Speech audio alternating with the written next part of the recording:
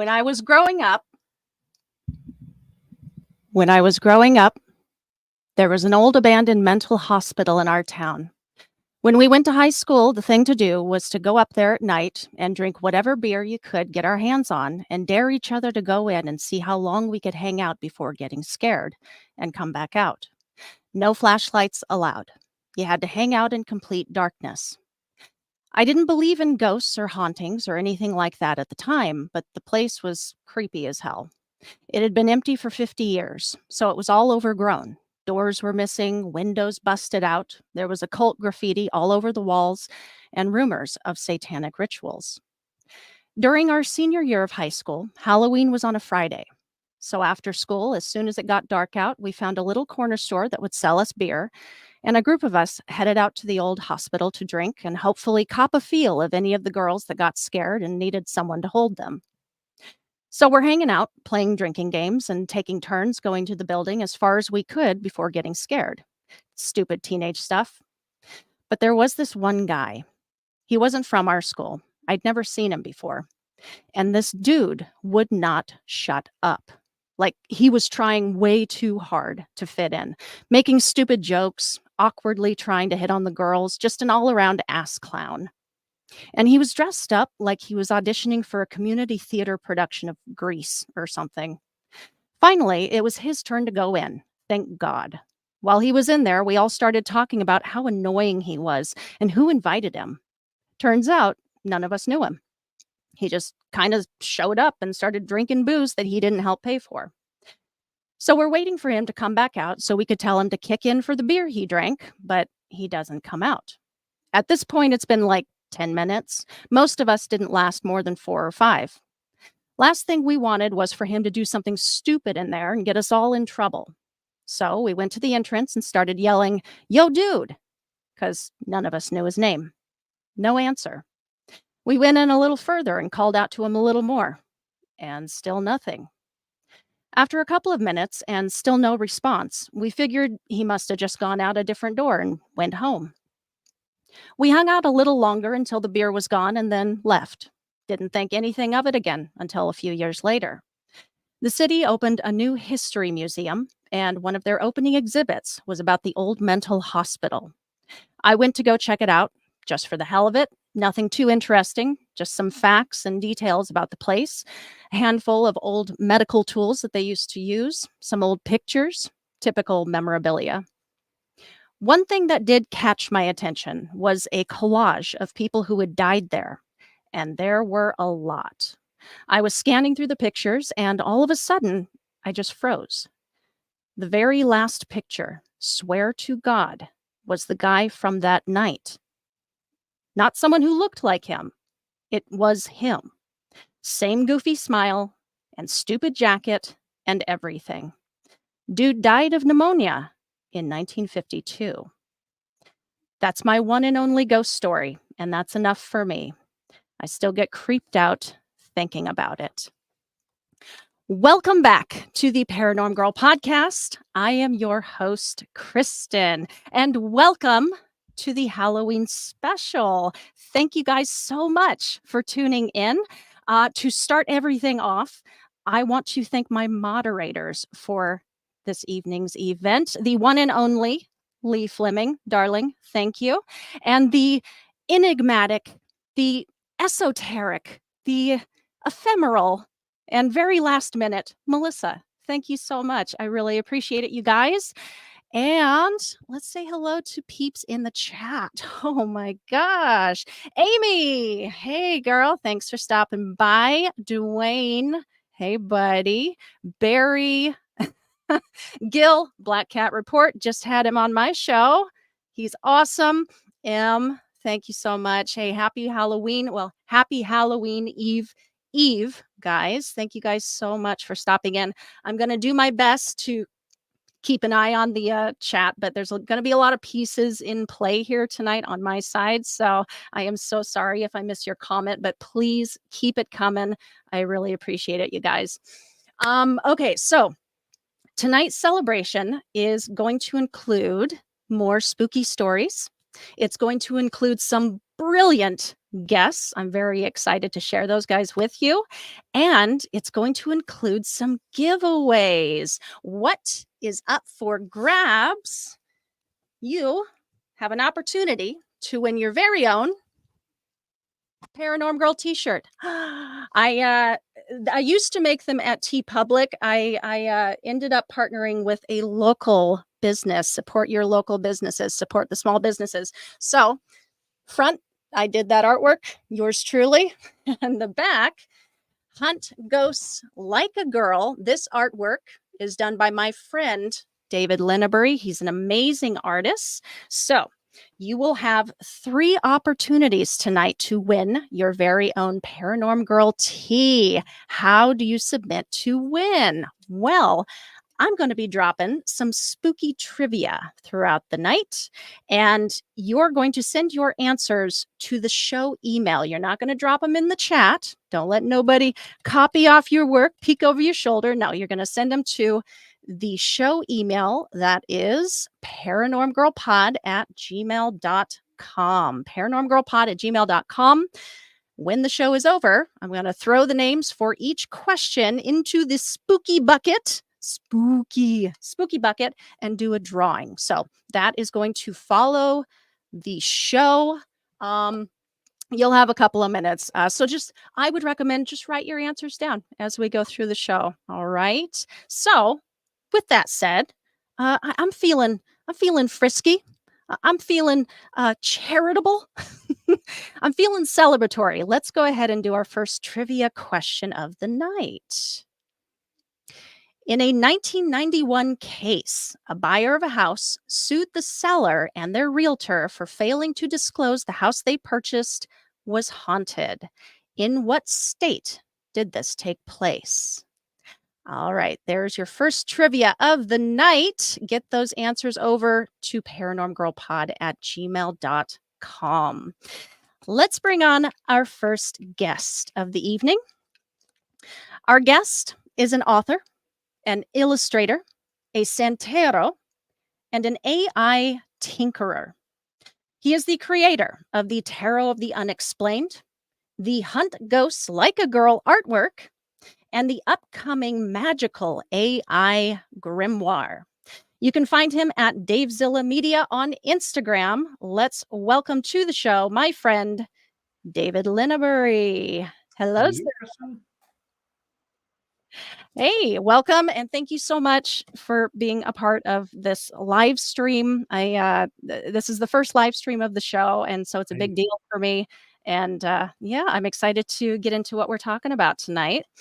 So, what was that subject? Was it spooky AI? Sure. Okay. I know we had a little pre-show discussion about this, but you had some specifics that you maybe wanted to talk about. Well, you have your magical AI grimoire coming up. Right. Yeah. And the original title I thought was much cooler, but the original title is going to be Hex Support, which I thought was way cooler. Oh, that's so They cool. said that was a little too nasty because hexing is mostly dark. So they changed it to Magical AI grimoire. But that was the publisher. Anyways, yeah, the idea came to me from one, I was already teaching AI to small business owners in Detroit. And I started noticing, someone said, hey, do you know people are using that for spells? I'm like, what? Like ChatGPT and Midjourney, they're writing spells on there. I'm like, are you freaking kidding me? And so I got into it and then started asking around. Turns out there wasn't as many as I thought, but there are a lot. And as I kept talking about it, it got bigger and bigger and bigger. But anyways, I ended up getting a whole book's worth, and I wrote them in. Each spell has 4 different traditions. It has traditional witchcraft, Wicca, Lukumi, or chaos magic. And it's pretty fun because you can either take the book as, hey, I want to learn how to use AI, but instead of using boring things like, let's write your resume, it's let's do black magic, or let's do spells. So that kind of, so you can learn how to do AI that way, or if you're interested in witchcraft and magic and chaos magic, you can do that and at the same time find another tool in your arsenal for getting the same effect. Some of the tools, like Midjourney in particular, kind of creepy how much of a soul Dude. they have. Like you and I know, because we both tried this experiment. Yep. If any of you at home have a Midjourney account, try this. Ask it just this simplest prompt. Just say, what does my guardian angel look like? Or guardian spirit, whatever you're comfortable with writing. And it will come back with the creepiest thing. Like, explain what yours was. Okay. Yeah. And it was just so strange. I was telling you about it before the show, but he had recommended the Midjourney app. He was like, yeah, you can find your, your spirit guide or, however, just plug in the prompt, whatever, is on your mind. And so I plugged in spirit guide and I also added a name that's special to me. There's a whole story behind it, why I think this person or being might be on my side, but the name is Ollie. So all I put into the prompt was spirit guide Ollie. That's it. What came back, I wish I had pulled up a picture. I didn't even think about it till now. What came back was this very gaunt skull-like face with like butterflies in each corner, and they had a pair of podcast headphones. That was not in the prompt, So dude. crazy. So crazy. So there's something to this. Absolutely. Yeah. It's so creepy. So when I did mine, it gave me a Taino Indian, which is the West Indies Indians, which is where Lukumi Santeria originated. Mhm. So that was kind of weird too, because I just said, what does my spirit guide look like? And I got this Wow. perfect West Indies Indian spirit. It was really, really cool. So try it at home. It's really, really, really, really cool. Even after all that, you would still recommend people give Oh it a yeah, shot? I think everyone should find out what it looks like, because it's such a cool thing, and it's just so strange that Midjourney. There's something weird about that one. I've tried all the art engines, but none of them do it. That's the only one that does it and does something really fun for everybody, and they're all different. They're so different. Yeah, it's really cool. Well, just back to the book for just a second. So witches and Wiccans are saying that they are using Mm-hmm. Chat GPT to cast spells. Correct. So this is a kind of a recent phenomenon. Yeah, no, I mean, witches have always been in tech, and anytime you Mhm. go to, if you ever talk to a coven, you will, and ask how many of you work in tech, it's usually like half. So Oh, there's not, yeah, they've always been. And in fact, some of the first apps ever written for computers were like astrology apps and divination apps and stuff. oh. Um, yeah, we've always been in tech.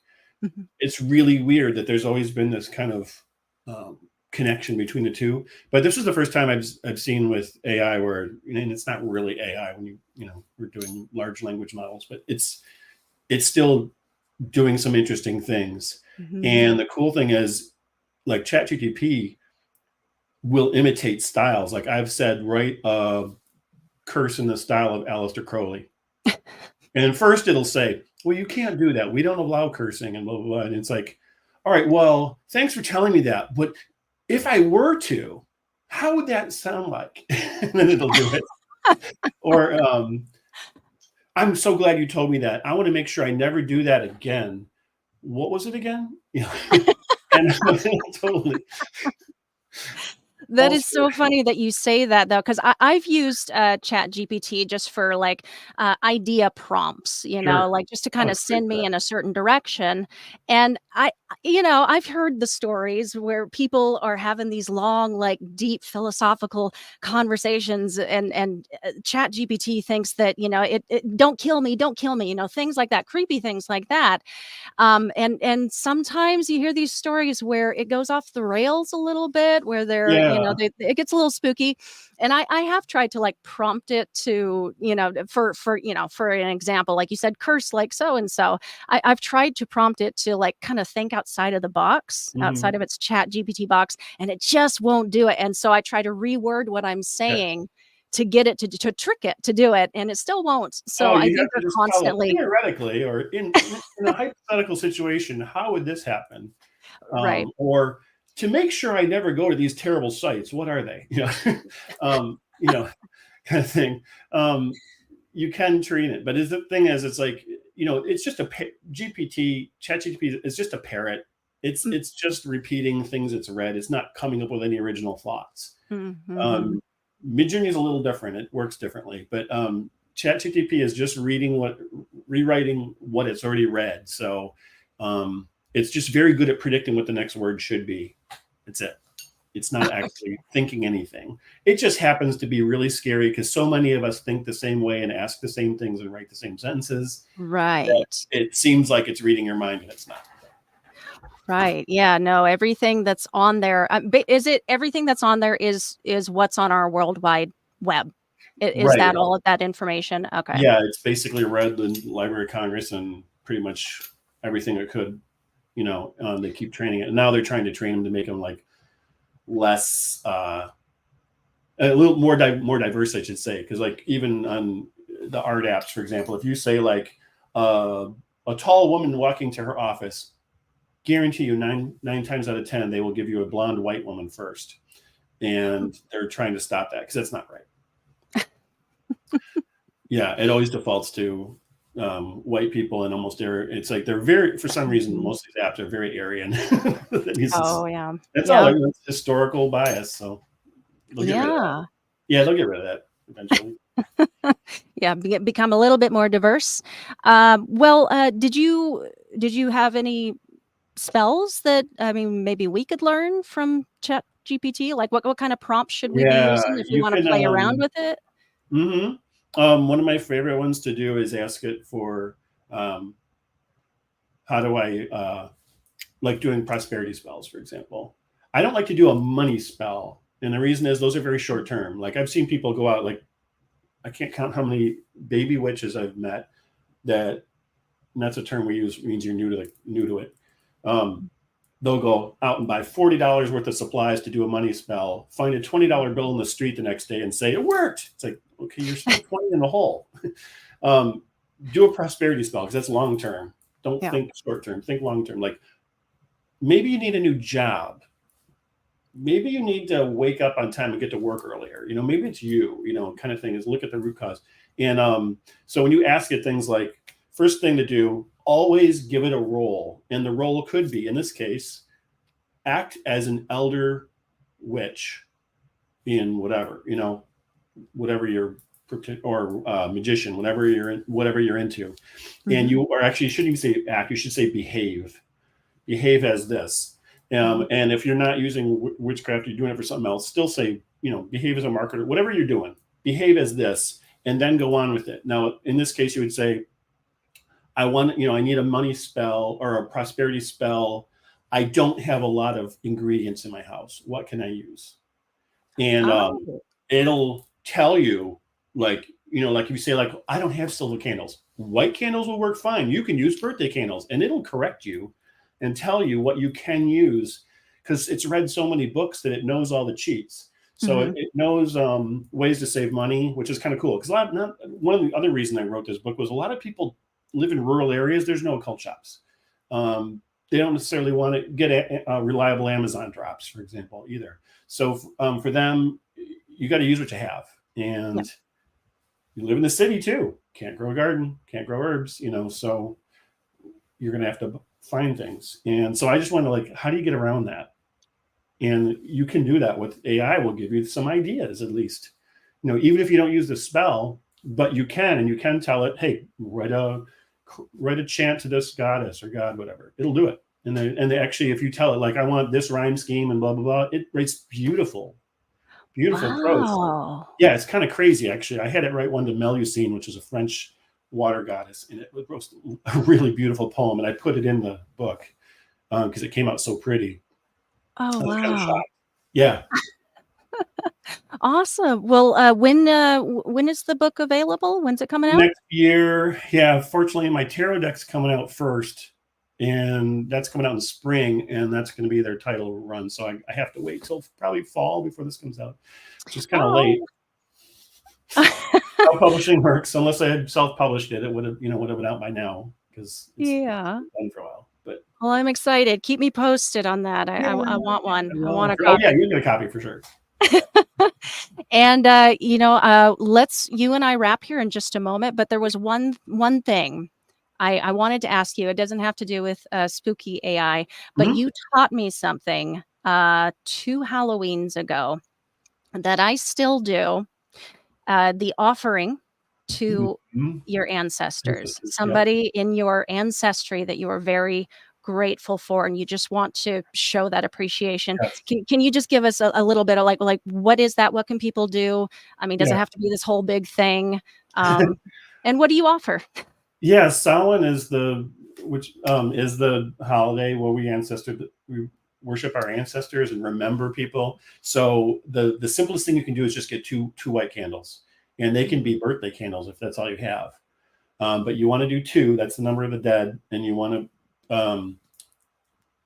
put them on something safe, like a dish full of water or something, so they won't Mhm. burn your house down. But something like that, and just you can always tell which dead person has kind of glommed onto you as a spirit, because every once in a while you just get weird remembrances of them at strange Uh-huh. times, or you might smell something suddenly, like a perfume or a cologne or something. Like in my house, we don't smoke, and I smell cigarette smoke from my dad all the time Mhm. um, when he's around, and I know it. It's the strangest thing. So you if you get things like that, oh, that's what that is. And scent is a lot of them. It's a Right. very easy thing for spirits to do.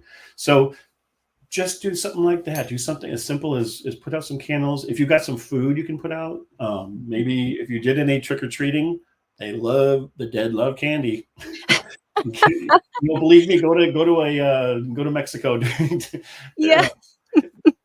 That's see all the still what candy. I put out. I put out Great. Reese's and Snickers for my Yeah, great that's great what great my grandma Rose. yeah. Usually Yeah. grandparents like those horrible candies that we don't like, but Oh, yeah. Although, you know what? I like the bad candies. I love candy do. corn. I love black Oh, licorice. no, I do. I mean those weird remember those weird ones with the wax paper that you're like, "Is this taffy or is this wax? What is this?" And it has a Oh, weird colored yeah. stripe in it, and it's like pink and brown, and you're like, "What the heck is this thing?" Yeah. Only I grandmas don't know if anybody likes those. Well, all right, Dave. Well, thank you. Thank you again so much. I really Oh, appreciate that was you so joining fun. me.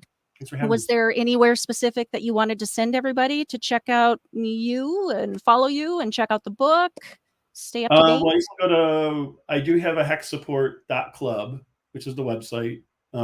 So there's a timer on there for at least for all the things I'm working on. And Mhm. there's also links to everything I'm doing. So if you go to hexsupport.club, you can pretty much find there.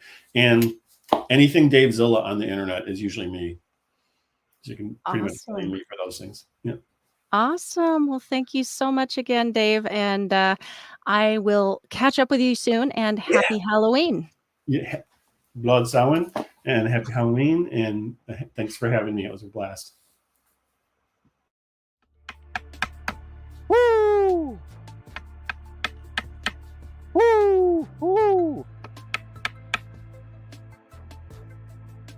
Well, hello there. I'm just out here hunting squatch. I'm Gregory Fedora of the Fedora Files, and I just want to wish every single one of you a very safe and happy Halloween.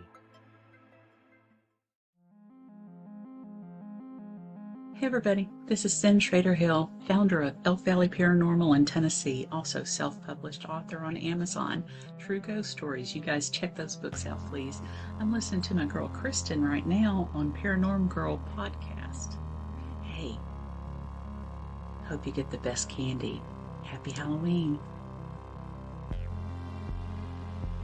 Hello everyone, this is Gil. And I'm Joey. And I'm Betsabe. And from all of us here at Black Cat Report, we just wanted to say Happy Halloween! Wow. And this year, choose tricks.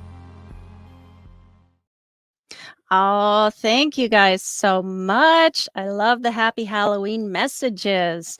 All right, so we are prepping for our second guest of the evening. We're going to do a second listener story right quick and then a giveaway, and we will bring them on. You're going to love them. So, this listener submission comes into us from someone who wished to remain anonymous, and that is totally okay. That is always okay. I just really appreciate the story. And they submitted a couple of very short UFO sightings. I miss my UFO deep dive so much. So I was so happy to get these stories. I was bit by the UFO bug. So this is from our friend of the show from Down Under. When he was a young boy, a friend's son was sent outside to play in the yard while his parents visited with company. After a time, he came running indoors in an excited fit, reporting there was a silver disc hovering over the street. His parents dismissed his claim as nonsense and told him to go back outside and play and stop interrupting their guest. A few days later, it was reported in the local paper that motorists sitting in traffic at the lights reported seeing the disc sitting in the air at an angle over the area, as did visitors at the nearby hospital. So lots of people saw this thing. My friend was so impressed by this account that she went to her job at the nursing home, a dreary-looking infirmary for people waiting to discover the great unknown. She waxed lyrical to her colleagues about her friend's son being witness to the mystery craft. But her matron, a feisty woman of staunch Catholic blinkered faith, railed against the suggestion that our species was being observed by anything other than God. But several weeks later, God would open her eyes. The matron and her husband owned a farm on Kildare Road, just along the now well-renowned Featherdale Wildlife Park. Back in those days, Kildare Road was lined with remote farmsteads along little more than a dirt track. It was classed as a backwater, Sydney's Wild West. We are talking the early to mid-70s. The matron and her husband had been in bed asleep for several hours when they were woken by the frantic barking of their dogs. They both leapt from bed, her husband observing the bright glow of what he interpreted as the high beam of car headlights illuminating the chook shed, and naturally thought they were being robbed. He grabbed his shotgun with the matron in tow, and they thundered onto their front porch where the husband started out toward the shed, gun at the ready. The matron said they could hear people running through the brittle, knee-high grass, but the light was too poor to see anything. Moments later, the light behind the shed glowed brighter and then slowly lifted into the air, revealing itself to be a disc-shaped object which promptly shot away in the blink of an eye, shattering the matron and her husband's belief systems in its wake. I love that story. All right, and for his second UFO sighting, a resident of Jervis Bay in southern New South Wales, Australia, was working in his back garden on a hot spring day in 2016 when he became aware of how eerie quiet things had become. The raucous chatter of the rainbow lorikeets and the constant drone of the cicada had become as silent as the grave. The witness halted his work to scan the sky and surrounding area, convinced that a predatory bird or something of the type was hanging around, but he saw nothing, only the glint of something high up in the air to the south, which he took for a piece of airborne debris, a plastic bag, most like, sparkling in the sun as it rode the wind. He paid it little attention and went back to his task. After a time, though, he noticed that it was still eerily quiet. So again, he scanned the skies and area, certain that something was lurking around and all the potential prey were keeping instinctively silent. And again, he observed the glinting rubbish to the south. He focused his attention on it and soon realized that whatever it was sitting in the one place against the wind, which was blowing west to east. Concentrating his attention on the unknown, he came to realize it was a near-transparent cylindrical tube with a light at one end gyrating around the light point as an axis. Straining his focus further, he observed what appeared to be a large flock of white birds mobbing the tube. He was then given to think, "Come this way, you bugger, so I can get a better look at you." And to his astonishment, it seemed to respond to his thoughts and began to move in his direction, kind of arcing westward slightly before turning toward him in the northeast. He watched as it came closer, and then as soon as it was more or less directly overhead, he got the willies and with some alarm wondered if he was observing some kind of military test craft, and the instant he thought that, the tube tumbled leaf-like, swirling eastward, and was soon lost to the eyes over the horizon. Several weeks later, the witness learned that an elderly man from Albion Park Rail, just up the road, was working in his yard when he observed an enormous gray cylindrical tube, the length of 2 or 3 football fields, hovering above the airstrip at Albion Park Airport. He immediately phoned I-98 FM and reported it to the DJ, who mocked the caller live on air, advising him to take more water with it. A tradesman sitting in traffic at Albion Park heard the exchange on his radio and enjoyed a laugh at the elderly caller's expense when he turned his own attention toward the nearby airstrip and was stunned to observe the same. He made the short trip to his house and called to his wife to join him in their backyard, where they both observed the huge gray unknown sitting above the airfield in broad daylight. His wife noticed a neighbor in their yard and called to them to ask what did they make of the object. The neighbors looked up where directed and uttered that all they could see were the mountains and blue sky. They were only yards away and couldn't see a thing, which is weird. I would have to agree. Our friend from down under, thank you so much for your story. Really appreciate it, bud. Let's do a little palate cleanser. Let's do our next giveaway. Next trivia question I got for you. In what county is it illegal to kill Sasquatch? True story. In what county is it illegal to kill Sasquatch? Again, don't put your answer in the chat. Write it down if you must, and you're going to send it over to the email after the show, paranormgirlpod@gmail.com. Let's bring on our next guest of the evening. Our next guest is a professional storyteller of real ghost stories who hosts a podcast about the true stories behind the world's most haunting legends. You can find her at HauntsCast on Instagram. Let's welcome to the show the host of the Haunts podcast. Hey, how are you? Hey, doing good. You look awesome. If I had known, I would have dressed up. Oh my gosh. Oh. No, you look great as well, my Thank dear. you. Thank you so much for joining me. It Yeah, means a thank lot you for to me. having me. Yes. So, listeners, if you have not heard or tuned in to Miss Courtney's show, you must. I'm a huge fan of just the stories, and just really getting sucked into that world. I'm very imaginative when I listen to the stories, and you've got such a great voice for it. Oh, thank you so So much. it's incredible. I sincerely recommend it. But you spend quite a bit of time on your show Mhm. talking and telling other people's spooky tales. I bet Yes. you don't often get a chance to tell your own. No, not all that often. I have shared a couple here and there on haunts like every once in a while, Mhm. but I find that it doesn't really fit like the vibe of the show. So I'm excited to share one with you guys today. Yay! Well, we are so Yeah. excited. I've been looking forward to this. The stage is yours. Thank you. Okay, so this took place probably back in 2017, if I had to guess. My timeline for all of these events kind of it's a bit all over the place just because I feel like I have all sorts of weird stuff happen to me.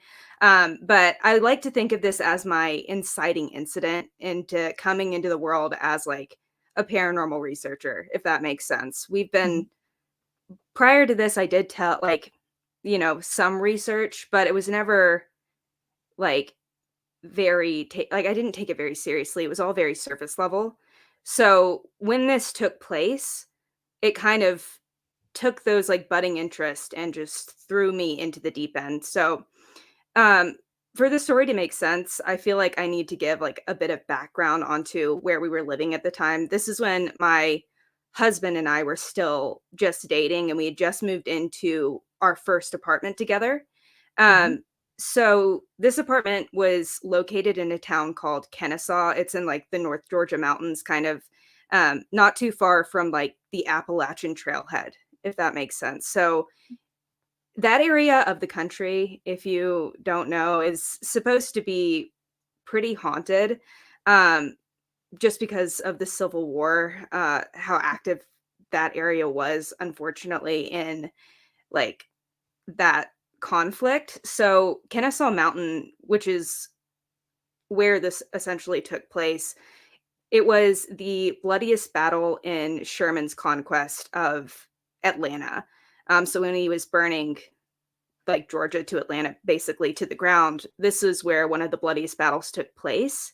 And our apartment that we were living in was like a hop, skip, and a jump away. They had a trail from this apartment that we could basically walk to the trailhead to get to like Kennesaw Mountain and the battlefield and stuff like that. Mhm. So you can imagine how close it was to this battlefield, which is also supposed to be riddled with paranormal activity. On top of that, with just how like negative that battle was, um, it's also, like I said, really close to the Appalachian Trailhead, which, as many of us know, is also very, very haunted. So the town itself doesn't seem like it would be very haunted just because it's like a little ordinary college town. Like if you look up pictures of it, you Mhm. wouldn't think that it was. But just from my experience living, I want to say we lived in Kennesaw for like 3 or 4 years. And I just feel like everywhere you go was super haunted. And my apartment at the time was included in that. Um, Now, outside of the kind of geographical background, I should say, when I was living here, started, I guess, discovered the world of paranormal content creation, right? So I started watching a lot of YouTube about the paranormal, and obviously I was giving it a lot of attention at that time. And my husband, even though he probably wouldn't admit it to anybody, I believe that he is very sensitive to the other side. So us being together in this kind of chaotic apartment to begin with, you can imagine that the activity was just off the chain. Right, right. Right. So at first, it didn't seem all that bad. I will say that when we first moved in, there was some activity, but it was kind of to the point where I explained it away and he explained it away with, we live in a crowded apartment complex, right? So we'd hear like knocking randomly throughout like, the day or throughout the night, but obviously that could be neighbors or something like that. Mhm. We heard footsteps a lot above us, but obviously that could be our neighbor, and to this day I think it probably was. Mhm. But there are some people who, would argue otherwise, that have come over to our apartment that we were living in at that time and thought it was weird just because of the timing of it all. But I always think that when you can explain it away with logic, as you know from listening to my show, Right. that's probably what's happening. But anyways, about 8 or 9 months into this lease, um, that's when the activity like really started ramping up to the point where I couldn't ignore it. And like I said, that's probably because my husband and I were giving it way more attention than we probably should have. Um, it was also around that time that our like apartment complex basically told us, "Hey, we're raising your prices. You need to let us know if you want us to like stay or if you want to leave." Okay. Um, and I will say it was a nice apartment, but it was definitely like a starter one bedroom kind of a situation. So after looking at their prices and looking at prices from, around in the area, we found Mhm. that we could get something bigger for around the same price. It wasn't Sure. it just didn't make sense. So we put in our notice at that 8-9 month mark, letting them know at the end of the lease, it was a 12-month lease, that we were going to move out. And they were obviously, yeah, that's fine, whatever. And after that, we started, essentially packing our bags, or not bags, but our everything, to move into a different apartment. And that was when I feel like things just got so out of control in this space. And Oh. I think it's because, like, you know, they say that when you're doing renovations and changing a lot of stuff in a paranormally charged location, it's Mhm. going to mess with things. Um, so I think honestly, it was aggravated because everything in the apartment was changing at such a rapid pace when it had been like that for almost a year. So this first event, I'd say, happened, I want to say it was in late April.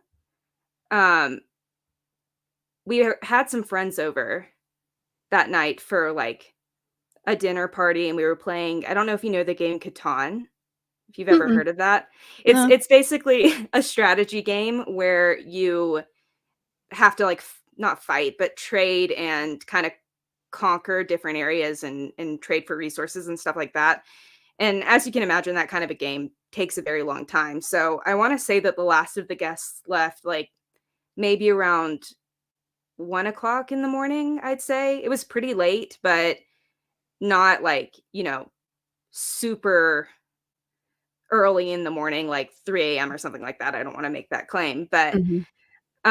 we go out onto our balcony and we're like waving goodbye to our like friends as they're leaving because the road that you had to take to leave was like right outside our apartment. So we were standing out there waving them goodbye.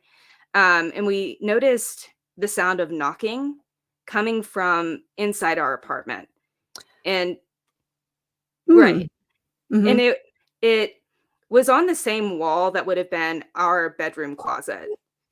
So it it was strange because obviously no one was supposed to be in there. But what was even weirder is that it was coming in cadences of threes. So it would Ooh. I know. So it goes knock, knock, Sorry. knock. I know, Imma right? make Like, sounds that I can't help. I'm so sorry. no, you're okay. You're Please okay. And I continue. mean, there's obviously that's the knee jerk reaction because no one wants to hear anything in cycles of threes Sure. on especially in their house. But like if you're investigating or anything like that, that's always the okay, I think I'm gonna go over here now. Mhm. So we're kind of like looking at it, like listening to this like knocking, and it would go like knock, knock, knock, and then it would stop, and then it would happen again, and then it would stop. So it's like seems intentional. And my husband calls for our dog because she's obviously inside. And he's like, well, maybe she's messing with something. She comes out onto the balcony. Um, and it's still continuing. So he's like, okay, you guys stay out here, and I'm gonna go inside and see what it is, because there's gotta be some sort of logical explanation for this. Mhm. Um, and I was thinking at the time, like maybe it was like pipes banging for some reason, because that can happen. Like I said, I'm gonna try to logic it away if I can, but that sort of mindset and train of thought stopped when he got into our bedroom, opened the bedroom closet door, and it stopped immediately. So it's like that has to be some sort of intentional Mhm. to me, like Mm. trying to get our attention. And like Yeah, I yeah. said, it was pretty late. So I'm like, maybe I'm kind of going like have a little bit of delirium, but he also heard it. And it's Mhm. not like we're both making something up or making mountains out of molehills. And he was freaked out too. So the next thing happened, I can't remember exactly how long, maybe it was like a week or two later. My husband was like going into the bathroom to get in the shower, and my dog and myself got into bed to literally go to sleep. So everybody who is living is accounted for in this situation.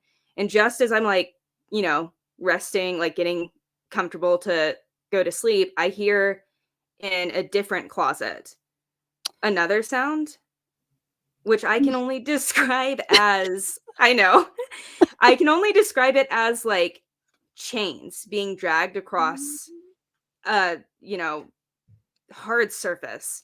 Like the way that I could best describe it is like that like Scooby Doo episode where there's the monster with the chains on him, or maybe not be a monster, but like a ghost, and it had like a lot of chains. I don't know if you remember Oh, that, but yeah, it sounds familiar. I yeah, automatically thought of the bad guy just wrapped up in, like, chains or whatever. "Little you kids," but yeah, I think you're yeah, talking about they like it sounds like metal chains dragging across like concrete, but it Okay. specifically was coming from our coat closet, which is right next to the front door.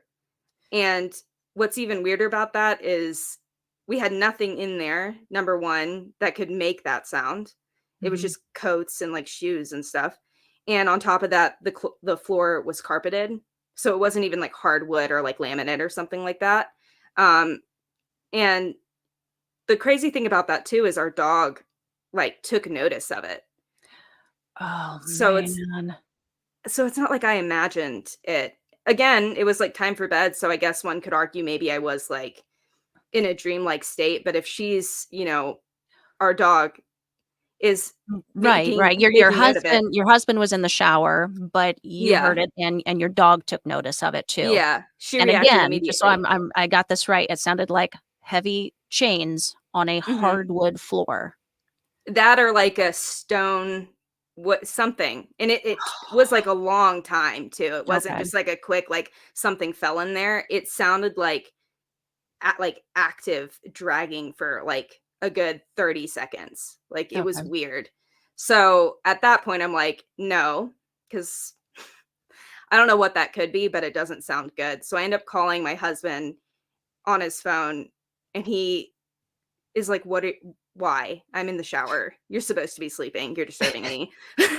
So, I tell him what happens, and of course he's like, "Okay, like, this is the second time in the last few weeks that we're having weird sounds coming from our closet." So at this Mhm. point, I think his train of thought was someone is in here, like, basically in the walls. I forget what those are called, like squatters. Um, which didn't make sense to me, but he ended up getting, I think, like a baseball bat or something and opening the closet expecting to find somebody there, and of course no one was.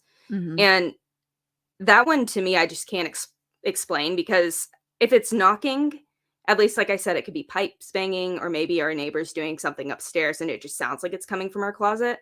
But I've been trying to debunk that one for years now, and I don't know of anything that would make that sound, especially like in the walls. Mhm. So, yeah, that was just strange, but I end up having to just kind of brush it off and go to sleep because there's nothing I can do. There's obviously Yeah, yeah. nothing in What are here. you gonna do? Yeah. Right. And at that time, like I said, I was very inexperienced in this world. Like, I had other experiences prior to this, but nothing that seemed as active or intelligent, I should say. Mhm. So I basically just let it go. And then a few weeks later, I think this was actually like, you know, maybe a month or so before we moved out. I was sitting in the living room, and the way that this apartment was set up was kind of weird. So we had like the front entry doubled as an office space for us, and that area was open concept with the kitchen. And then you go down this very narrow hallway, and that's where the living room is. Mhm. So I was in the living room watching TV, and I can see to like my left side in my peripheral vision the office, obviously, from the couch. And the lights were off in there, and I was taking a break at this time, like, from packing boxes up in the office. So there were a few boxes that hadn't been, like, shut or filled yet. And it sounded like stuff was being just, like, moved around in them. Like someone was going through our stuff. And Oh. obviously, Oh.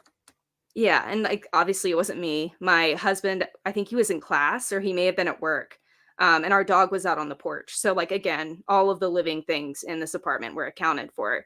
Mhm. That one, with me being home alone and I was watching, like, a paranormal YouTube channel, so I was like, "Let me just turn this off because it's freaking me out, and I'm gonna go about my business." And eventually it did stop on that particular occasion, but Mhm. still strange. Like, to me, this is all kind of poltergeist-like activity at this Right. point. Yeah. Mhm. And I mean, I was, obviously very stressed at that time having to move, but it was just, you know, stress that I've dealt with like before. So even if it is poltergeist-like activity, it also seemed intelligent to the point of maybe it could have been something else that Mhm. wasn't like psychokinetic. Um, so that's when I started thinking like this is definitely more paranormal. But I decided to just let it be because I'm moving. And as long as I ask it, or my thought process was if I ask it to stay, it won't follow me. Um, so you'll see how that ended. But the last event in this actual apartment occurred just a couple days before we moved to our new place. And I was home alone once again, and I was packing boxes in our kitchen. So I had all of them in like the office space, and I was using that as a staging area, but I was packing up our kitchen. And on this particular occasion, I was packing our lunch and dinner plates. So I, wrapped them in bubble wrap, put them in the box. And once that had filled, I taped it shut, labeled it, and then went back to going. I think it was bowls that I was packing next, like our, salad bowls, stuff like that.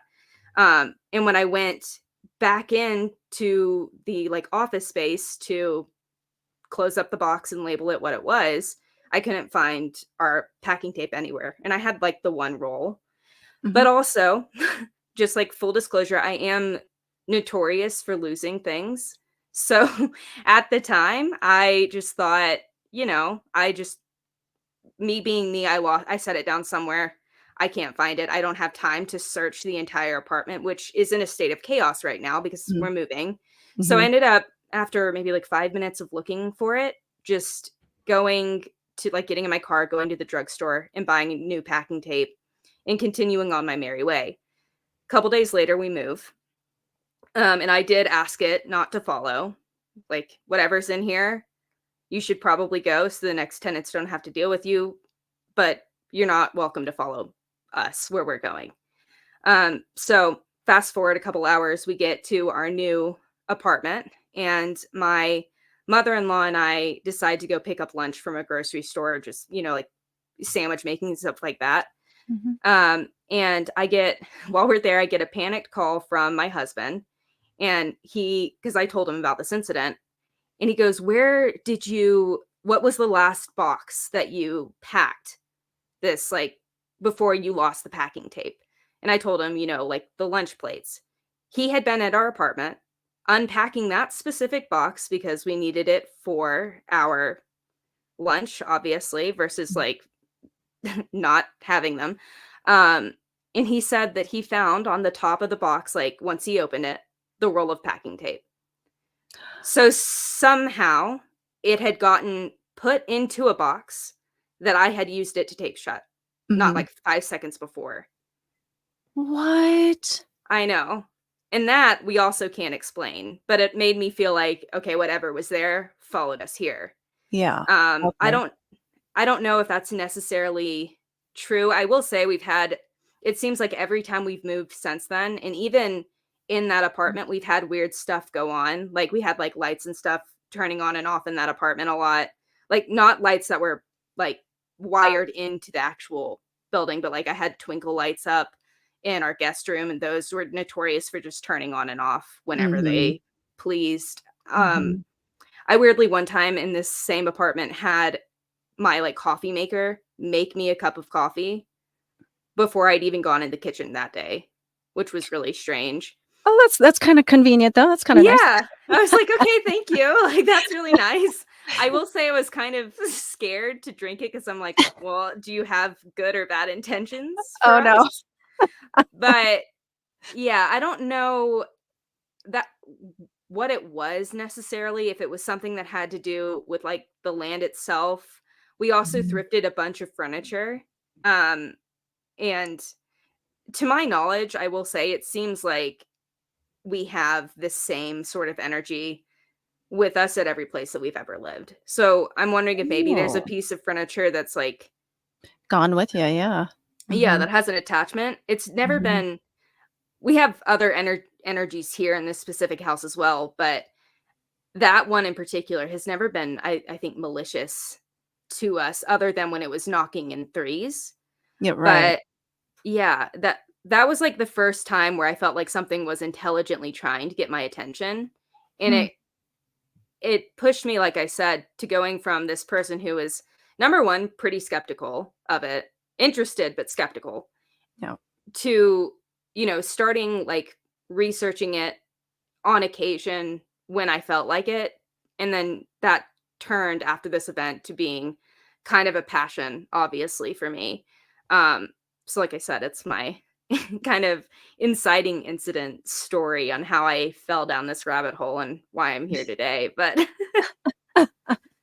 All kinds of busyness going on over in Courtney's life, though. yeah, Yeah, maybe you're right. Yeah, like maybe it's like an energy of the two of you, like together, since it seems to follow you as a couple, or yeah, right, possibly an object that's got some kind of energy around it. I mean, you could cleanse your place. There's ways to do that. I've heard right. if you really wanted to, get to that I point. The thing is there's one in here that I would really love to get rid of, but I'm worried about the other 2 that I Oh, believe to be here that are the one that I just told you about, as well as mhm, another one who I think came with the house. Um, but I guess if you set forth the intention of anything negative leaving, mhm. obviously that hopefully would take precedence, but I don't wanna kick out anything that's, like, been here way before I've been, if that makes sense. Yeah, But yeah. And yeah, not those really are doing any, like, damage or harm or anything. no, Just I don't think existing. that yeah, they're just there. They probably, like you said, like our energy, especially if this is what I do on a day-to-day basis, talk about the paranormal. Sure. And Yeah. then my husband has the ability to like, I don't want to say see it because I don't think that's the right word, but feel it, Hmm. if that makes sense. Like Mhm. between the two of us, I'm sure it's awesome for the paranormal, but that or it's a piece of furniture. Those have been my two main theories since this happened. But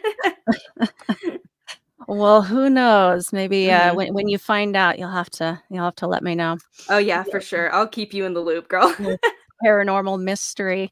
Well, thank you so much for Yeah, thank sharing you. your story with us, and I'm sorry that all of that happened, but at the same time, I'm not sorry because now we get Yeah. to have your show, and, you bring us all of these great stories, and, Well, thank if you. that's what it took to push you there. Right.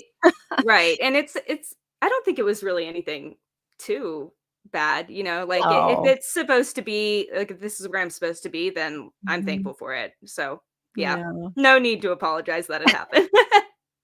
All right, Miss Courtney. Well, you want to let my audience know where they can Yeah. check out your show, where they can follow you, and any other thoughts you would like to leave with us. Yeah. So you can find the show on pretty much any major podcast directory. It's just Haunts Podcast.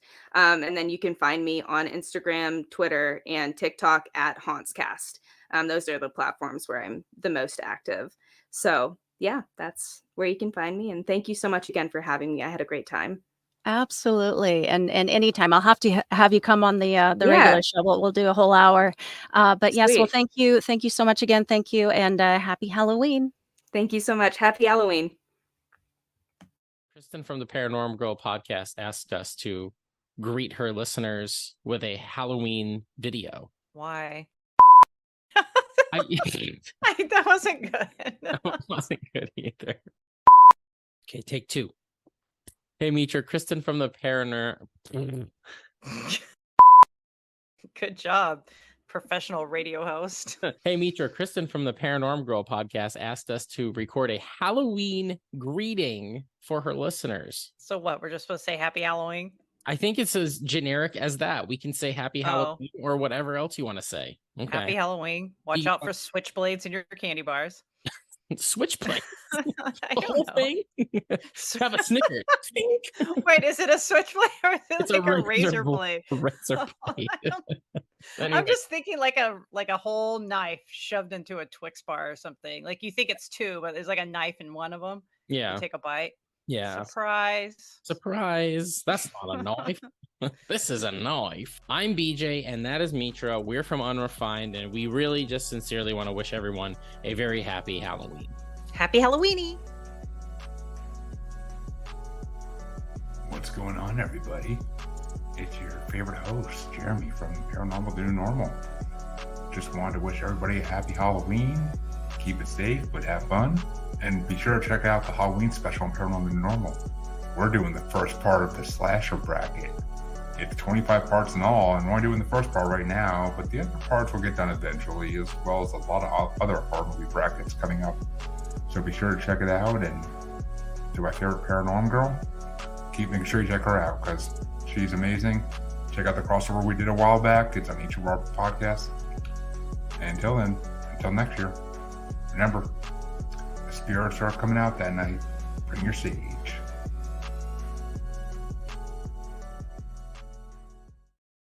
Thank you, Jeremy and BJ and Mitra. Y'all are the best. Thank you so much for your messages. Let's go ahead and do another listener submission. Now, this one it's creepy. As I told the author, it's creepy AF, and she really ought to do some publishing. Personal opinion. It's done very much in a creepy, dark campfire legend style, and I am here for it. I'm digging it, and I think you guys will too. So sit back, relax, turn the lights down. This comes from the dark and murky depths of the mind of Amy. Some things in this world cannot be explained, rationalized, understood.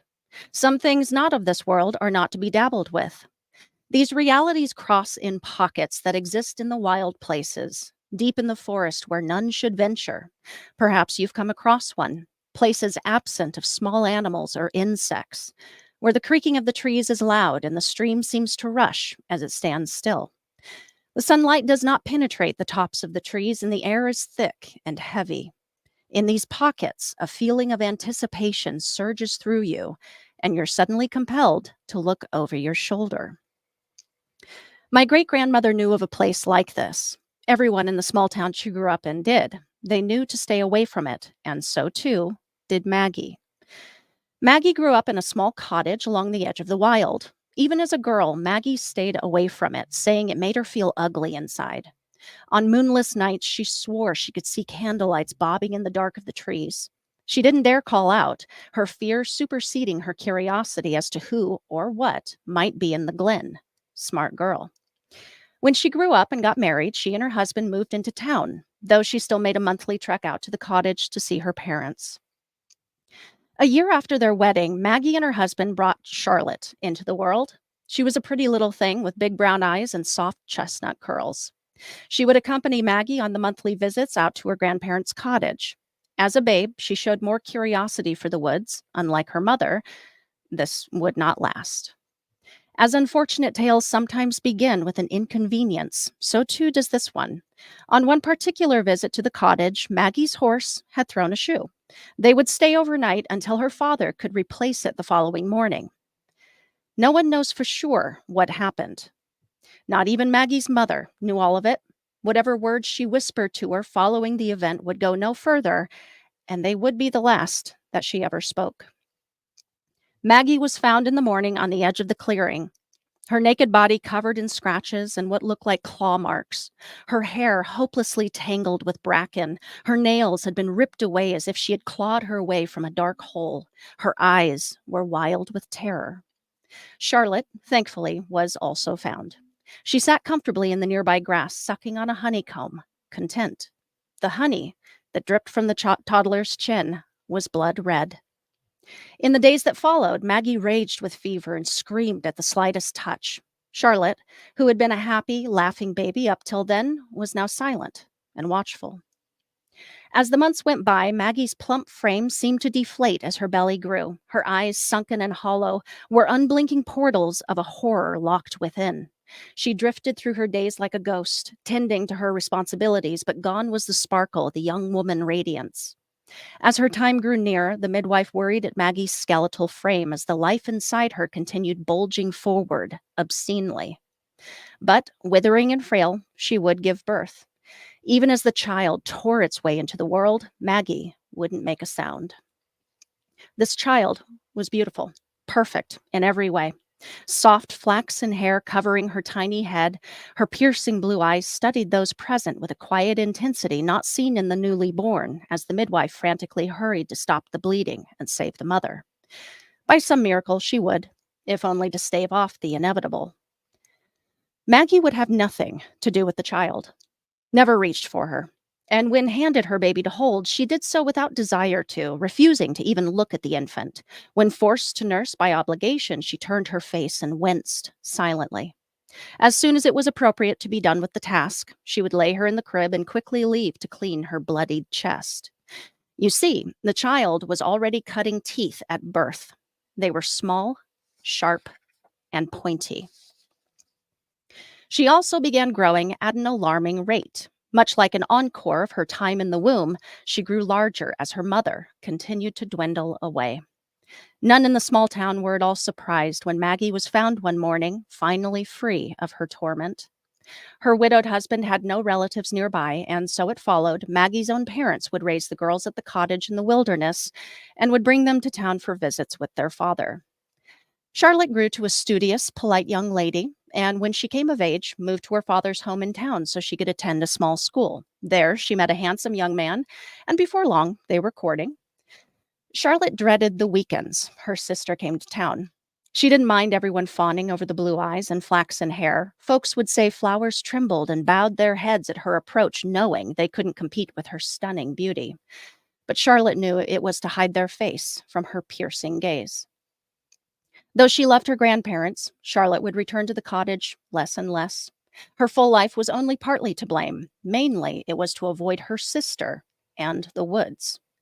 Charlotte had kept her gaze averted and steered clear of them ever since her dark adventure with her mother so long ago.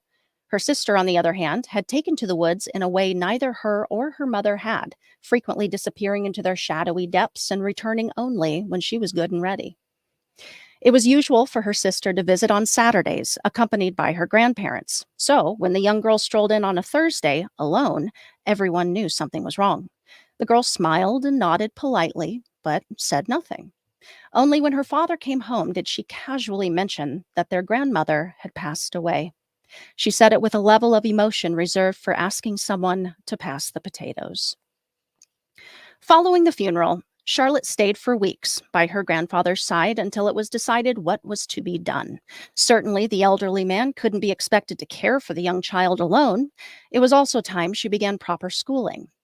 At the suggestion of a different arrangement, her concerned grandfather attempted to communicate some peculiar habits of the young girl, a strange, unsettling series of events that seemed to follow her, a lack of small animals on their land, disappearing barn cats, birds refusing to fly into the holdings since she'd come to live at the cottage. She only ate raw meat. Clearly, the old man was going senile. Their father would hear none of it. What things to say of such a tender beauty as his daughter? He was blind to the jealous rage that darkened her cornflower blue eyes when Charlotte received attention, refused to accept she'd destroyed any gift Charlotte ever received. No, Charlotte was to blame for that. You might say he was under the girl's hypnotic spell. When it was settled, the thought of living under the same roof again filled Charlotte with overwhelming panic. She, who knew her so well, could only imagine of what the girl was truly capable. No, this could not come to pass. Charlotte began making hurried but quiet plans, ironing her dress to perfection, rinsing her curls with vinegar to bring the shine. When her beloved was to arrive at the cottage the following day, she would beg him to marry her and take her as far away as possible. The memories of her cherished childhood things, either becoming her sister's or else destroyed by her, filled Charlotte with a sinking dread. But she busied herself with preparations for her intended's arrival the next day. That morning dawned bright and clear. Charlotte dressed while practicing her proposal in the mirror when she heard her grandfather call out. The gate had been left open, and he needed her help to find the milk cow that had taken the opportunity to wander. If past experience was anything to go by, she knew it would be late morning at the earliest before they would find the animal. As anxious tears sprang to her eyes, she quietly convinced herself to not panic. Everything would be fine. She and her young man would make their escape free of any obstruction or further delay. She quickly changed her dress for a more rugged assembly, carefully hanging the sprigged muslin on the hook. Her sister was nowhere to be found to help join in the search, probably for the better. The poor creature, like the rest of the animals on the farm, was terrified of her and would have bolted at the first sight of her. But upon convening with her grandfather, much to her relief, it was decided that Charlotte would help search for the animal only until mid-morning before returning alone to the cottage to greet her special guest. Her grandfather smiled as Charlotte began her walk back to the cottage some hours later. He expected to return soon after, cow in tow, and find them sitting on the porch, sipping lemonade and exchanging the quiet words shared between those in love. He expected anything but the horror he would find. There was an ominous silence as he approached the cottage. Only the clopping hooves behind him pierced it. As he came in full view of it, the cow in his charge began to snort and toss her head about, clearly frightened. Rounding the corner, he saw the young man's horse in an agitated state in the corral, snorting, prancing, pawing at the ground, rushing the gate. He froze as the rest of the scene came into focus. The ground in front of the cottage was torn to shreds. Clumps of grass ripped from the earth. A scrap of fabric clung to a bush. He called out. No reply. Panicked, he rounded the corner of the barn and wished he hadn't. The young man slumped against the chopping block, eyes glaring up sightlessly at the sky, his lips torn and bloody as if bitten, his skull impaled on the double-bit axe embedded in the wood. A pit of despair formed in his belly, and the man suddenly, lucidly knew what had happened. The girl he'd raised from an infant had done this. She'd destroyed what she couldn't have. She had let the cow out. She had ambushed the boy upon his arrival. She had kissed him, tearing his lips with her teeth. And when rejected, she shoved him, toppling backward to meet his tragic end. His stomach sank further. Where was Charlotte? Where were they both? What happened then? The last thing the old man saw was the fluttering of a cornflower blue hair ribbon caught on a branch just beyond the wood line, the same deep shade as his granddaughter's piercing eyes. The shock and grief were too much, and his heart simply stopped, broken beyond repair. What happened to Charlotte and her young suitor were fair fodder following Sunday services. Big talk for such a small town. An answer to their questions came floating down the river, slowly turning in the current, her long chestnut hair fanning out behind her, a clutch of flaxen hair trailing from her clenched fist. Charlotte gently drifted to the bank, her body battered and her dress ripped beyond what the river or the brush of the woods could have done. The undertaker would later find a small, sharp tooth embedded in her collarbone. Clearly, she'd been attacked. But by whom? Or what? Why was her sister's hair gripped so tightly in her hand? Had she tried to save her hair the only thing she could grasp? Where was her sister? A search party set out, the members of which ill-prepared for what awaited them. They followed the tracks of the fight into the woods, and deeper than that. Eventually, they found her on the edge of the river, the pale yellow hair glinting in what little light penetrated the canopy, acting as a beacon calling them forward. They knew it was her hair, her dress, but already the corpse was decaying. She was quick to develop and quick to return to the earth, to return to a place not of our own.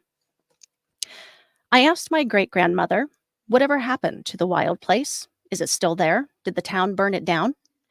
As the town grew and more houses were built, as time passed and the old stories became legend, the forest was cut down. A shopping mall now stands in its place.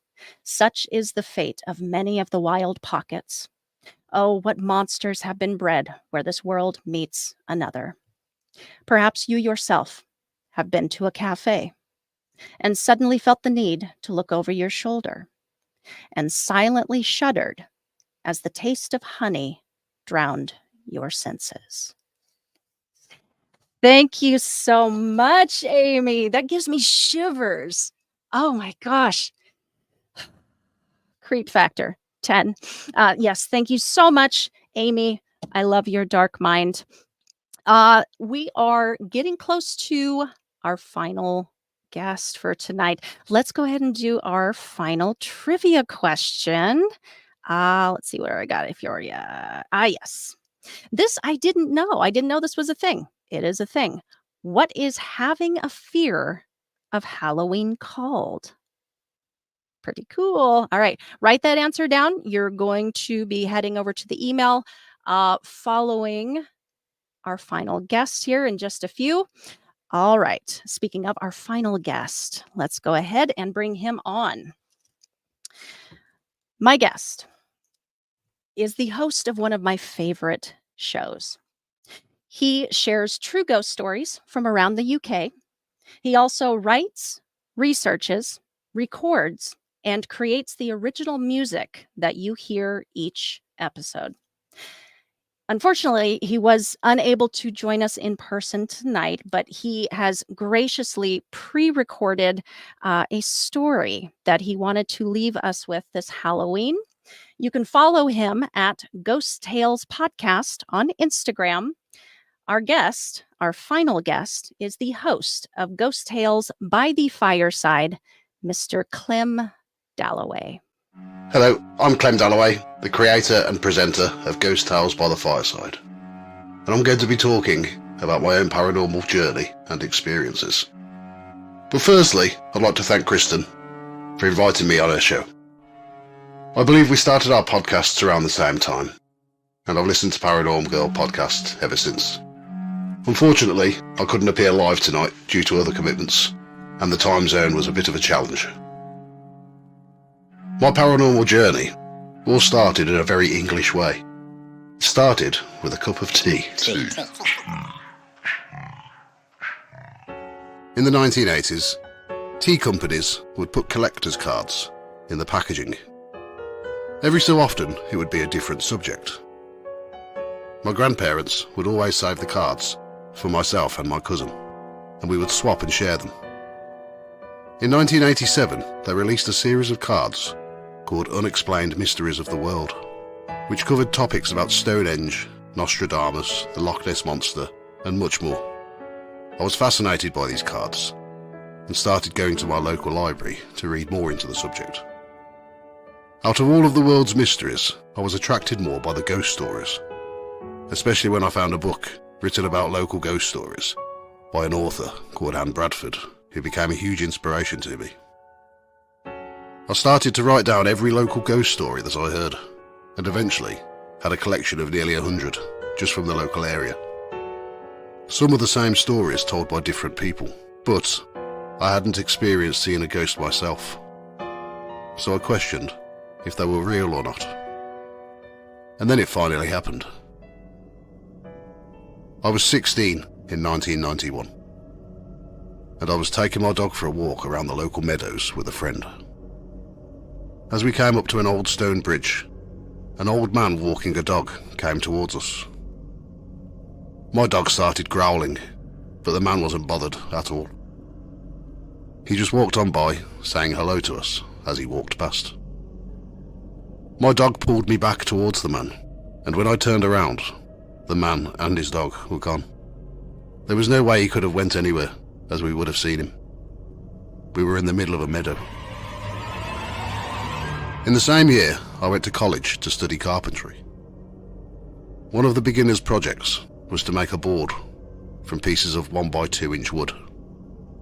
So the obvious choice for me was to make a Ouija board, much to the tutor's disappointment. I finished the board and took it home. My mum wouldn't let me bring it into the house, so I gave it to a friend. A few days later, the friend who I gave the board to asked if I'd like to join in on a session with the board. I went along with another friend, but we just observed. It was summertime, and we went to a nearby field next to a river. It was a very warm and still night with no wind. They laid the board on the grass and placed 2 candles either side of the board. The 4 people using the board all placed a finger on the planchette, and it started to move straight away. I didn't believe it, and was sure that one of them was moving it. After about 10 minutes, which would have been around 8:30, they shouted out 3 letters, E, J, and T. Suddenly the candles went out, and a strong gust of wind blew across the field, but strangely, the surrounding trees weren't affected by the wind. Then a tall, shadowy figure started moving towards us. It was difficult to see any features, but it was almost skeleton-like in appearance. My friend and I didn't stay around to experience anymore. I decided to take the board and throw it away. On the way back home, I threw the board in an old boat, which was in an abandoned garage. We reached my friend's house around 9:30, and his mum told him to come in, as she had some bad news.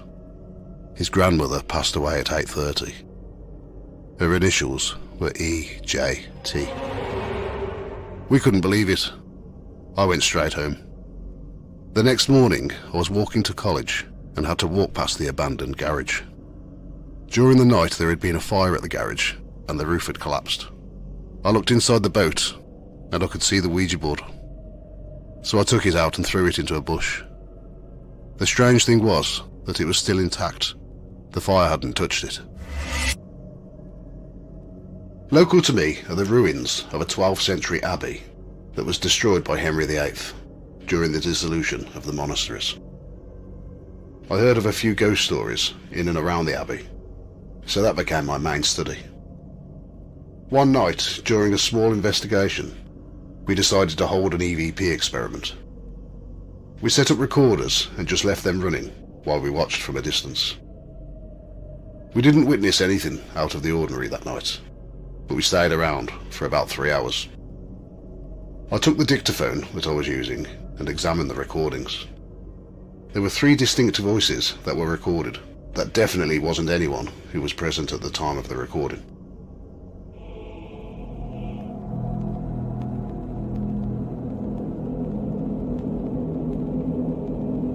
That fantastic.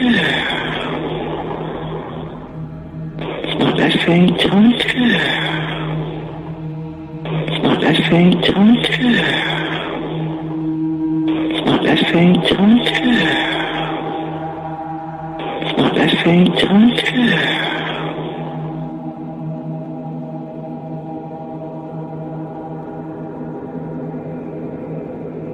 Look at the wolf, but I'm not. Look at the wolf, but I'm not. Look at the wolf, but I'm not. Look at the wolf, but I'm not. Look at the wolf, but I'm not.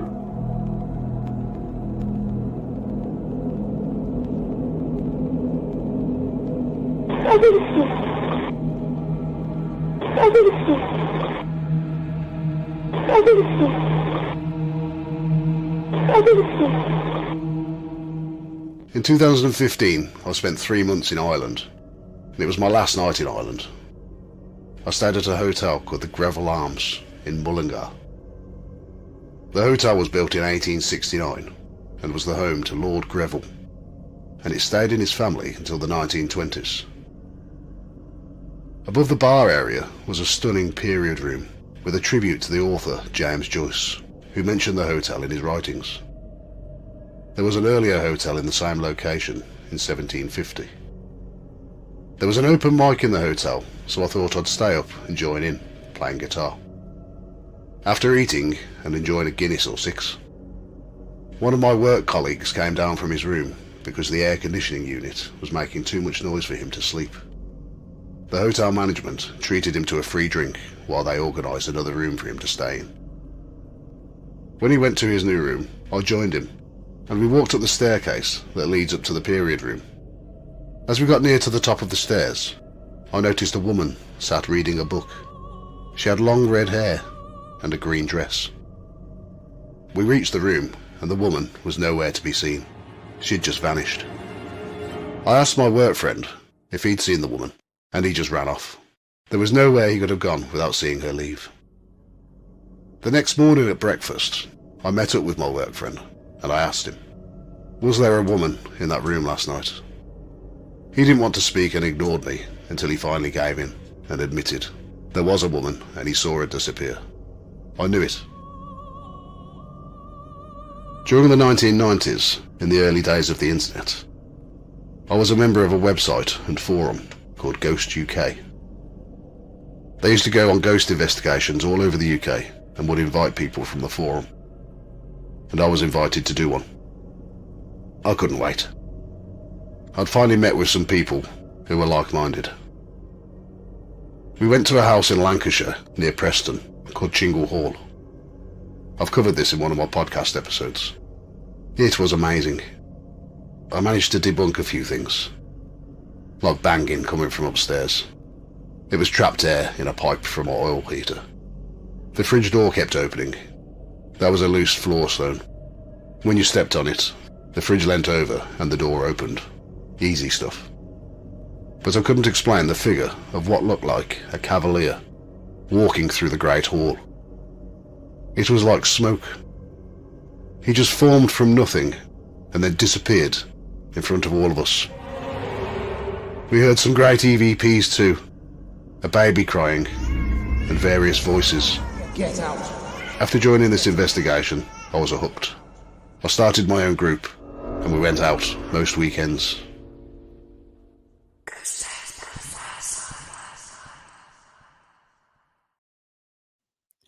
Isn't he just incredible? Oh, you guys really got to check out his show, Ghost Tales. by the fireside. You will love it. Trust me.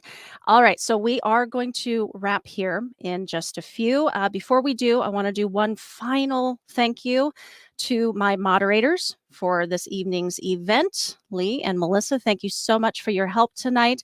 And I want to thank my guests, my 3 guests tonight. Absolutely incredible. I'm just blown away. Thank you all so much for being a part of this very special night for me. Final note on the giveaways. Last time I'll mention it. Get your answers ready. You're going to send them over to paranormgirlpod@gmail.com. I just want to give you shirts. I want to give you things because I love you. All right. Follow the show on the socials at Paranorm Girl Pod. If you enjoyed tonight's episode, you want to see more, you want to see some of the other stuff that I do, subscribe while you're over here. The replay of tonight's show will be available immediately on YouTube, of course. Otherwise, I will be replaying it on all of my regular platforms come Tuesday. So tell a friend, share the show, share the love. Speaking of sharing the love. What's up, everybody? This is Damien from RKB Paranormal and the host of Life Beyond 6 Feet. I just wanted to take a minute to thank everybody for listening to one of my favorite podcasts, the Paranorm Girl Podcast with Kristen. And I also wanted to wish everybody a happy and spooky Halloween. Keep it creepy, guys. Hey, this is Chris from the Wall of Unusual podcast. Just want to wish everybody a happy Halloween. Hello, everybody. Welcome to the Happy Halloween message from Werewolf Radar. My name is Jordan Dahl. I am Nate Balding. And I am Roger Norquist. And we are here to wish you a happy Halloween. Halloween, a wonderful day when we gather around a roaring pumpkin and open our families to see what the pumpkin god has replaced their innards with. Thank you so much for inviting us to say Happy Halloween on the Paranorm Girl podcast. On the count of 3, let's all say Happy Halloween together, huh? 1, 2, 3. Happy Halloween, Spaceman Joe. Spaceman Joes.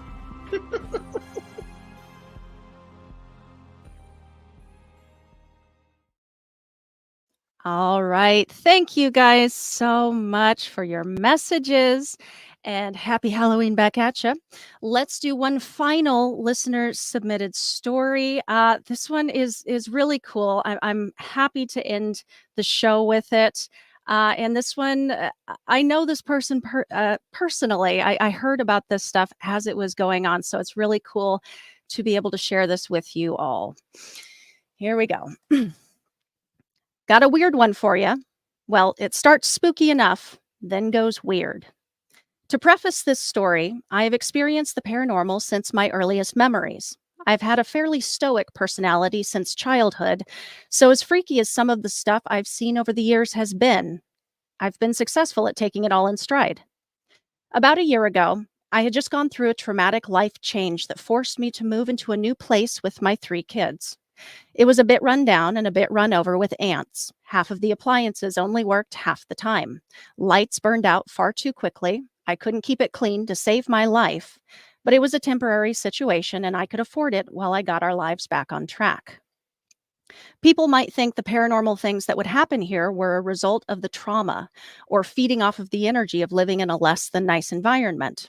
But what would happen was par for the course for me. It started with that general feeling of not being alone while the kids were at school and daycare. Being watched as I settled into bed at night, specifically from the dark hallway just outside my bedroom door. About 2 months after moving in, I woke in the middle of the night and felt an intense staring. I turned my head and peered down the hallway. At the end of it, where the hallway spilled into the living room, stood a small girl, lit with the moonlight coming through the living room windows. She was older and much taller than my own daughter, who was only 2 at the time and fast asleep beside me. The girl stood hanging from the living room around the corner, peering down the hallway right back at me. Her hair was blonde with low-set curly pigtails. The top portion of her dress, from what I could make out, was old-looking. It had some kind of flower design and a frilly lace neckline. She would have looked almost adorable, if not for her eyes. 2 drilled-out black spots where eyes should have been. This might sound terrifying and deserving of a proper freakout, but like I said, I'm stoic and have learned to take it in stride. This stuff does not get the reaction from me that perhaps it's trying for. I rolled, turning away from her, and went back to sleep. Ooh, girl. Almost 6 months of living there, I noticed strange marks on the ceiling that hadn't been there before. Looking a bit closer, I quickly realized what they were, and I'll admit there was a bit of a chill that ran up my spine. Small, child-sized, black, sooty handprints trailed from the middle of the ceiling and out the door leading into the hallway. My brain fritzed, trying to grapple with the logistics of how either of my toddlers might have managed such a feat, placing neat small handprints in a perfect trail on the ceiling 8 feet from the ground. And when I asked my 11-year-old about them, he looked up at them, obviously for the first time, and wondered out loud, "What is that?" I would also have a couple incredibly lucid, horrible nightmares in this place. Dark figures chasing me, strange men breaking in to kill me. I'd make it to the front door to escape, but I was never fast enough. By themselves, nightmares are not admittedly paranormal, but with everything else that was happening, it became a part of this chapter. It was a dark time. A lot of good changes began taking place in the year of living there, though. By the time the lease was almost up, I had found an awesome job. I met a whole new circle of supportive people. I got closer with my family, and I met a wonderful and kind man who wanted to be a part of our lives. We found a beautiful, pristine, and large house tucked in the hills of a nicer part of town and moved in together. It is 2 stories, has a fenced-in yard. He brought his dog. The kids have room to run and play, and things just quickly got better, and they still continue to get better. But I wanted to share with you something odd that has been taking place in our new home, and it seems to be directed at no one but me. I don't know if it's something from the last house or if it's the same something that's been hanging out with me all my life. I am unwillingly sensitive to this stuff, so maybe both. It started with the general feeling of being watched, of never being alone.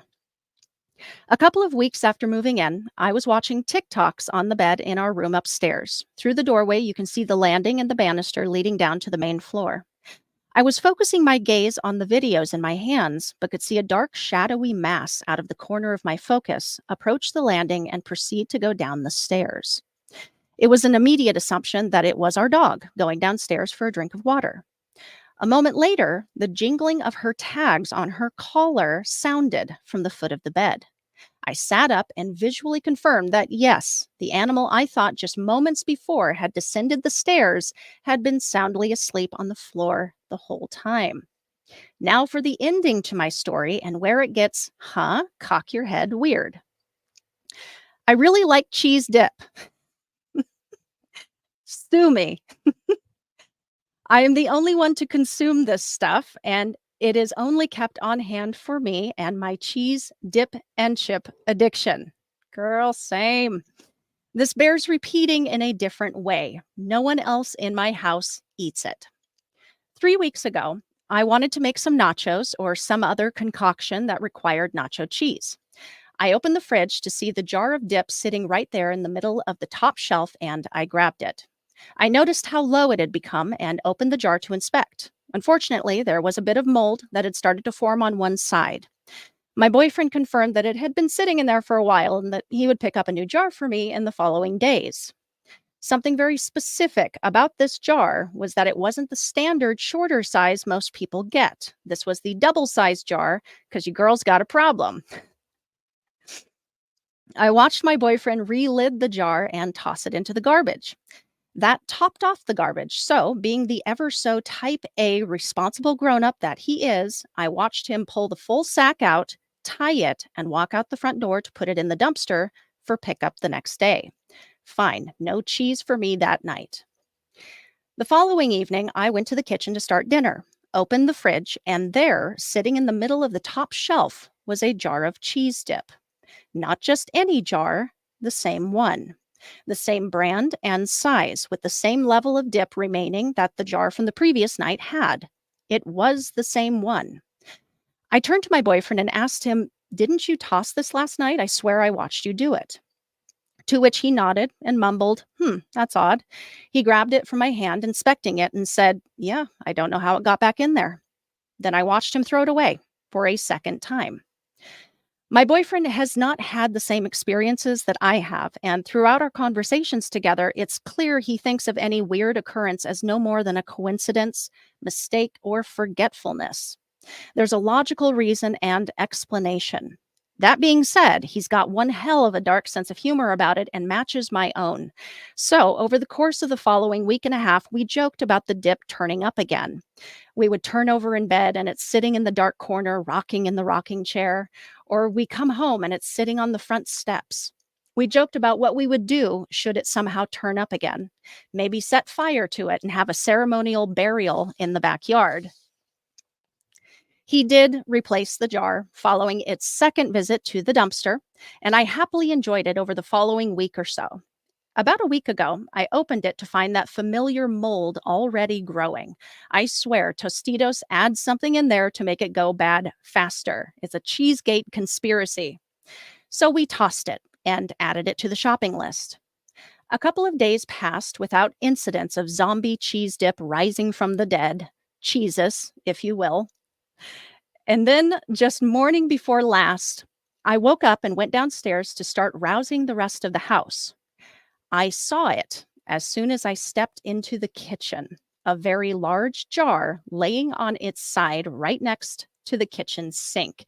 And I've included a picture of how I found it. Show you guys. Paranormal evidence. There you go. I don't know if this was the most recent jar or the original. I don't think it matters at this point. What matters is that the hauntings and experiences I have had all of my life up until now have never affected me or my environment on this physical level. Despite this story, I have actually considered very logical explanations first. Is it me and I am somnambulistically dumpster diving? God, I hope not. But I sincerely don't think this is the case. My boyfriend is the lightest sleeper I've ever had to sleep next to, which is unfortunate since I've been known to fart a time or two in my sleep. His eyes are probably wide open the whole night through. So let's just say he would notice me shuffling out the bedroom door. The only other logical thing I can think of, I don't even want to think about. It's creepier than any paranormal thing that could possibly take place. Have you ever heard stories about people living in other people's attics and crawl spaces for years before they are discovered? And we do have a door in the middle of our kitchen floor. We haven't taken the time to look down there since moving in, but have plans to do so this week. I think we would notice other things going on, though, if there was a full-on human being living right under our noses, don't you? That's the stuff of real nightmares. So for now, it remains a mystery. Maybe we just have a poltergeist who is as cheese obsessed as I am. I just bought a new jar this morning, so I guess we'll know soon enough. And with that, I want to wish everyone a very happy, very safe, very spooky Halloween. Until next time, stay safe, keep the nightlight on, and sleep with one eye open.